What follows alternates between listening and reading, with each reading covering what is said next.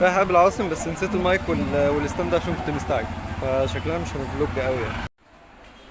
المهم ان انا عشان نسيت المايك والستاند وبعدين بس بس كنت عايز افلوج برضه يعني.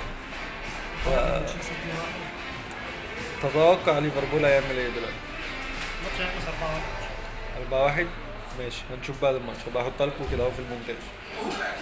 يعني الفيديو ده ممكن نشوفه بعد سنين اكيد، ماشي مثلا يعني ربنا يدينا طول العمر والصحة. فلازم نقول الماتش ده ايه، ماتش مين ومين وفين وسنة كام والكلام ده كله. ماتش ليفربول واتلتيكو ماشي. انفيلد. ايوه. اول ماتش في مجموعات دوري الابطال سيزون 25 26. سنة 25 26. اول ماتش اللي ذاك وليفربول كسبت 2-1. طلعوا خلص 2-1. الشوط قصدي الشوط الشوط الاولاني. الثاني هيخلص 4-1. ده توقعات عاصم. والنهائي ان شاء الله هيخلص نصف ليفربول، نهائي البطوله كده. لا ما نعرفش قصاد مين. انا اتوقع ان 3-1. واتوقع ان صلاح ان شاء الله هيبقى يعني هيكسب دوري الانجليزي مع ليفربول السنه دي. تشامبيونز ليج بقى هيتشطب. ماشي، تشامبيونز ليج ان شاء الله. دوري وكاس الامم. دي صعبه دي بس يا رب. اه وليه ناخدها من المغرب في ارضنا عادي. ان شاء الله. هنرجع للفيديو ده ونشوف. ليفربول كسب 3-2 وكده التوقع الاقرب. صلاح ابننا جايب جول وعامل اسيست، شيء كويس يعني. صلاح في الكورة ما شاء الله عليه.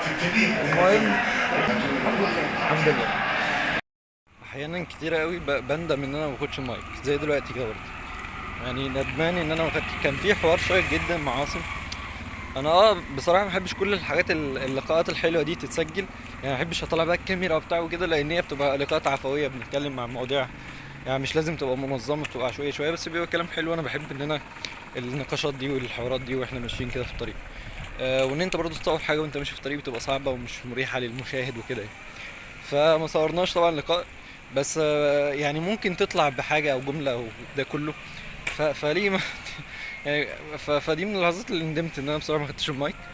آه بس من الحاجات اللي كنت عايز اقولها، يعني عاصم اول لما قابلني قال لي ايه التيشيرت الحلو ده ومقاسه حلو ومش عارفه ايه انا وتيتا برضه قالت لي ان مقاسه حلو. انا فضلت مقتنع ان هو قصير، ان هو قصدي طويل عليا، و... وانه مش مخلي يعني مش باين شكله حلو. واقول لهم يا جماعه عايز اقصره، يا جماعه مش عارفه ايه. وفي الاخر اقتنعت بعد يعني شويه اكتر قوي ان هو ايه، ان هو ما مقاسه كويس. فانت عايز تقول ايه يا محمود؟ عايز اقول ان احيانا، خلينا نقف كده نتكلم، احيانا نظرتك للمواضيع ما تبقاش زي نظره اللي حواليك. فلازم تعمل حساب نظرتهم او تبص لنظرتهم، يمكن يكونوا صح. ما يمكن يكونوا صح، ممكن هم شايفين اللي انت مش شايفه. يعني انا مش شايف ان هو حلو، هم شايفين. فانا اقتنعت ان هو حلو لان هو فعلا طلع حلو. فاهم؟ بس انا في البدايه ما كنتش مقتنع بده. وده بقى مثال على كل حاجه، مش بس يعني على التيشيرت ده. التيشيرت ده بس كان مثال صغير قوي يعني. فملخص الكلام ان نظره اللي حواليك مهمه في بعض الاحيان. وقصدي باللي حواليك دي اللي هم الناس اللي خايفين على مصلحتك فعلا، مش اي حد حواليك. لا، الناس اللي هي عايزاك تبقى احسن وافضل. فدايما بيبقوا عايزينك افضل. بس ده لا يمنع ان انت احيانا بتبقى شايف حاجات صح وهم مش شايفين. فيعني احيانا كده واحيانا كده. وده من الكلام اللي اتكلمنا فيه سوا مع عاصم. آه صباح الخير. أنا مبسوط أوي النهاردة، يعني مبسوط جدا، لأن أنا بقالي كام يوم نومي متلخبط، وأنا قلت لكم ده قبل كده في الفلوجات اللي فاتت. النهاردة الحمد لله نمت بالليل عادي، صحيت الصبح والحمد لله. فعايزين نعمل قهوة. أنا صاحي بقالي شوية كده يعني، مبحبش أشربها عادية على طول. نعمل قهوة ونشوف بقى ورانا إيه يعني. وأنا بفكر كده في لما أجي أصور هقول إيه وكده، فجاب بالي قصة امبارح، فقلت لازم نشاركها معاكم. ايه هي قصة امبارح؟ قبل ما اروح اقابل عاصم امبارح وعشان يعني اشوفه بقى وكده، عاصم اصلا انت عارفين ان هو في دمياط، بس هو جه امبارح القاهرة، وبالصدفة البحتة عرفت ان انا اقدر اقابله. يعني محبش يجي القاهرة بصراحة وما قابلوش، او انا اروح دمياط وما قابلوش، بتبقى حاجة رخمة اوي بالنسبة لي يعني. فالمهم ان انا ايه، قابلته. وقبل ما اروح اقابله بقى كان في حد بيكلمني يعني، فبيقول لي ما دام ربنا سبحانه وتعالى رايد لينا الخير فبنحاول ليه بقى بنسعى ليه. وده كل ده سؤال يمكن جه على بال ناس كتير أوي. يعني ما دام فعلا ربنا راد لنا الخير، طب ما انا احاول ليه بقى وادور ليه وبتاع، ما كده كده ربنا هيريد لي الخير في الاخر. وكانت الاجابه هي اول حاجه جت في بالي على طول، قصه جميله جدا وكلنا نعرفها، ولكن لازم نتدبرها بقى. وهي قصة سيدنا موسى عليه السلام. ربنا سبحانه وتعالى كان قادر إن هو يشق البحر لسيدنا موسى على طول بدون تدخل من سيدنا موسى، يقول لشيء كن فيكون.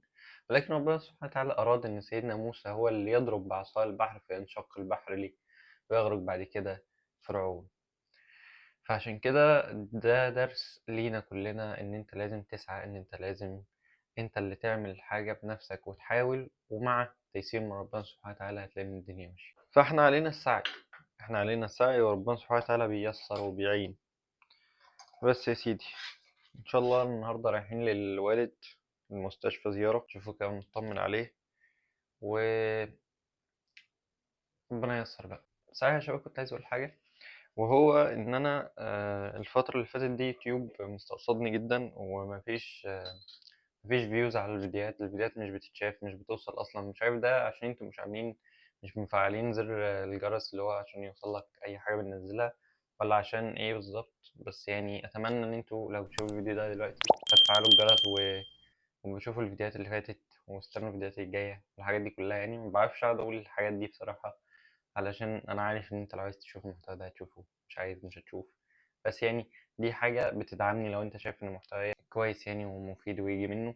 فأتمنى إن أنت تعمل الحاجات دي، واللايك والكومنتات بقى والحاجات دي كلها يعني، وتشير مع زمايلك لو شايف إن هما ممكن حاجة من الحاجات اللي أنا بعملها دي تفيدهم، خصوصا الفيديوهات بتاعت ثانوية عامة. لو عندك حد ثانوية عامة بعتها له يعني. يلا بقى، عايز أشرب القهوة.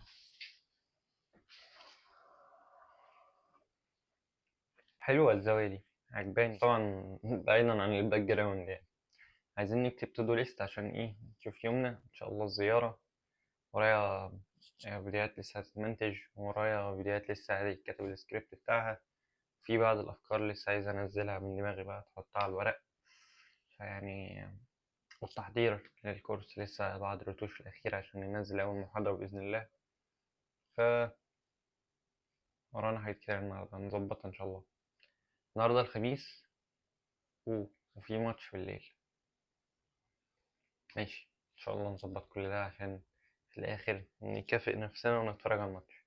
لو أنا مخلصتش اللي عليا مش هتفرج على الماتش، وده عقاب بالنسبة لي، لأن أنا بحب ماتشات الزمالك جدا. راجل زملكاوي جدا جدا، ودي يمكن أول مرة أقولها، بس أنا راجل زملكاوي وليفربولي جدا. وعلى فكرة أنا بعرف أحلل، يعني أنا بعرف أحلل كورة، بس عمري ما حبيت أدخل في هذا المجال، يعني يبقى ده محتوايا بصراحة. يعني في ناس بقى كتير أوي في المحتوى ده، فهم خليهم في المحتوى ده. فأنا مش حابب بصراحة إن أنا أخش في الحتة دي يعني. بس بنعرف بنفهم كورة، بنفهم كورة.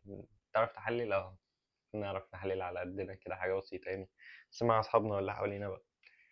فمش هقطع عليك يعني يا أستاذ عبد البلف، ولا هقطع على الدكتور ممدوح نصر الله ومروان سري والناس الجميلة بتوعنا دول.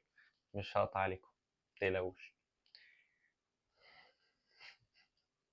سمعت إن القهوة مش حلوة على معدة فاضية، وأنا فعلا بطني بتوجعني لو شربت قهوة على طول كده.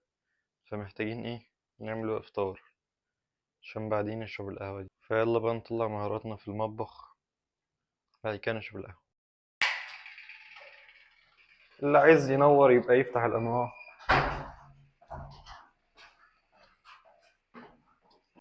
رايح للوالد، توكلنا على الله.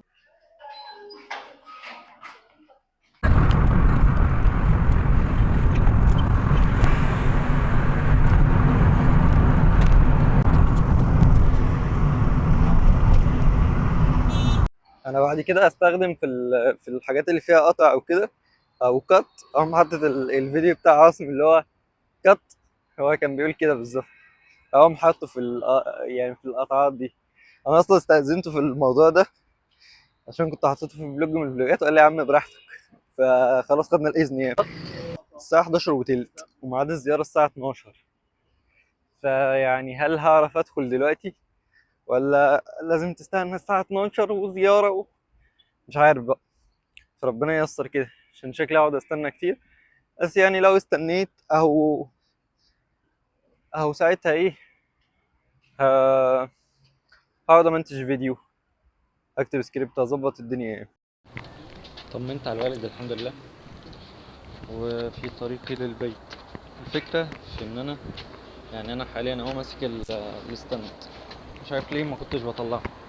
هل يا محمود انت رجعت تاني قلقان من حتة ان انت بتفلوج بقى وكده قدام الناس وده كله، فدي رهبة ولا كسل؟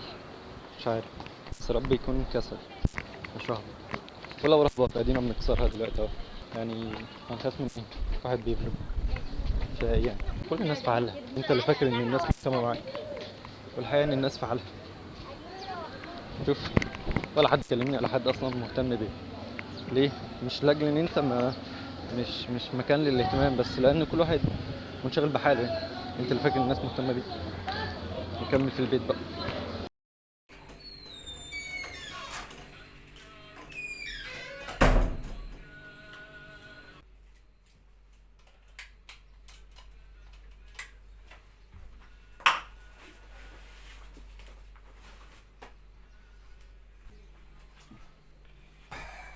انا جيت، نروح نغير ونرجع نتكلم في هذا الفلوج. اكتشفت ان الفلوج طول شوية، فنكمل كلامنا ان شاء الله في فلوج بكرة، فنلقاكم غدا.